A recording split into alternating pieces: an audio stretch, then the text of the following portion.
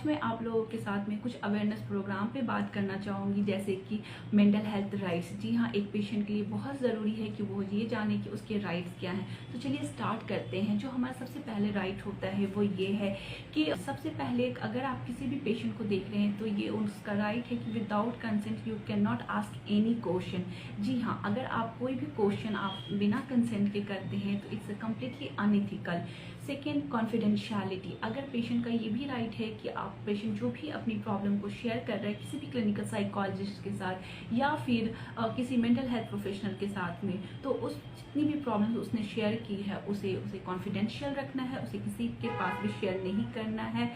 Number third, protect mental health from illegal things. जी हाँ, यहाँ पे कई तरीके की चीज़ें होती हैं, जैसे कि आपको पता होगा कि जैसे झाड़ फूक, कई बार इस तरीके की मारपीट, या फिर ऐसा भी मैंने देखा है कई बार कि पेशेंट हमारे पास में आता है, वो बताता है कि हमें कुछ ऐसे ट्रीटमेंट दी गई जैसे कि उसे किसी रिहैबिलिटेशन सेंटर में एडमिट किया गया हो और वहाँ पे गर्म गर्म ईंटें पे बैठा दिया जाता है कि अगर वो फिर से नशा करेगा या इस तरीके की चीज़ें करेगा तो उसमें उसे फिर से इस तरीके की पनिशमेंट दी जाएगी। तो ये सारी चीज़ें इलीगल होती है, इस तरीके से हम नहीं कर सकते अपने पेशेंट का। तो पेशेंट का ये राइट है कि वो अपने आप को इस तरीके की प्रॉब्लम से प्रोटेक्ट कर सकता है, वो डिनाई कर सकता है कि उसे ऐसे ट्रीटमेंट नहीं लेना है। Then equality. जी हाँ, पेशेंट का ये राइट है कि उसे भी इक्वालिटी मिलनी चाहिए, उसे भी सोसाइटी में उतनी ही वैल्यू मिलनी चाहिए। अगर उसे किस तरीके की साइकोलॉजिकल प्रॉब्लम हो रही है जैसे कि अदर लोगों को मिल रही है, उसी तरीके से उसे भी रिस्पेक्ट मिलनी चाहिए। क्योंकि कई बार पेशेंट सिर्फ इस वजह से नहीं आ पाते हैं क्योंकि उनको लगता है कि अगर वो मैं अपनी मेंटल हेल्थ की प्रॉब्लम लोगों को बता देंगे तो यहाँ पे उनकी प्रॉब्लम की वजह से फिर उन्हें सोसाइटी में वो वैल्यू, वो रिस्पेक्ट नहीं मिल पाएगी जो अभी है। तो ये एक बहुत बड़ा स्टिग्मा है हमारी सोसाइटी के लिए। ऐसा बिल्कुल नहीं, ये हर एक पेशेंट का राइट है। अगर वो किसी भी क्लिनिकल साइकोलॉजिस्ट या मेंटल हेल्थ प्रोफेशनल से कंसल्ट करता है तो उसे भी उतनी ही वैल्यू और रिस्पेक्ट मिलनी चाहिए और ये उसका राइट है।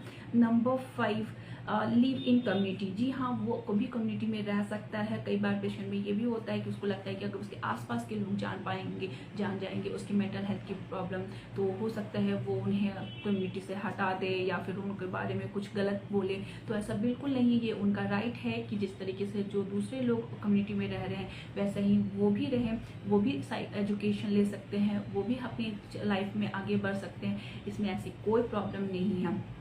देन उनका भी एक राइट है कि वो एक सही साइकोलॉजिकल ट्रीटमेंट और एनी मेंटल हेल्थ ट्रीटमेंट जो है एक अफोर्डेबल प्राइस में वो ले सकते हैं। क्योंकि यहाँ बहुत टाइम पे ऐसा भी देखा जाता है कि पेशेंट इस वजह से भी ट्रीटमेंट नहीं ले पाता है जिसकी वजह से काफ़ी ज़्यादा प्राइजेस होते हैं। तो गवर्नमेंट को ये काम करना चाहिए कि जितना हो सकता है क्लिनिकल साइकोलॉजिस्ट, साइकेट्रिस्ट और मेंटल हेल्थ प्रोफेशनल की ट्रेनिंग ज़्यादा से ज़्यादा करानी चाहिए ताकि वो अपनी सोसाइटी में, अपनी कम्युनिटी में वो आगे जो भी ट्रीटमेंट है वो दे सके, जिसकी वजह से हम अपने पेशेंट की हेल्प कर पाएंगे और उनको एक अच्छी ट्रीटमेंट प्रोवाइड कर सकेंगे। तो ऐसे में आप लोगों को ये बहुत ज़रूरी है आपको अपने राइट्स के बारे में जानना। आप तभी एक क्लिनिकल साइकोलॉजिस्ट या फिर एक साइकेट्रिस्ट को कंसल्ट करें या फिर किसी भी मेंटल हेल्थ प्रोफेशनल को जो कि आपकी इन सब राइट्स को अच्छी तरीके से समझता है और आपको रिस्पेक्ट देता है। क्योंकि हमारा काम आपकी फीलिंग्स को रिस्पेक्ट देना है, आपको सपोर्ट करना है, आपकी मेंटल हेल्थ को इम्प्रूव करना है,